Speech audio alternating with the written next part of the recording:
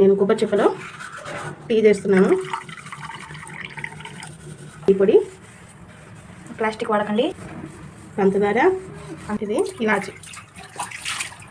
Decoction మరిగిన తర్వాత milk add చేసుకోవాలి. ఇప్పుడు ఇవి మరగాలన్నమాట. మరిగితే ఈ కొబ్బరి చిప్పలో ఉన్న ఆ టేస్ట్ అసలు కొబ్బరి చిప్పలో టీ పెడితే ఇలా అంటూ ఉంటే చక్కగా మొత్తం కలిసిపోయి ఇలా తిప్పుతుంటేనే అది ఒక టేస్ట్ వస్తుంది అన్నమాట. ఒకసారి కొబ్బరి చిప్పలో టీ తాగి చూడండి, టేస్ట్ అయితే సూపర్ బాగుంటుంది.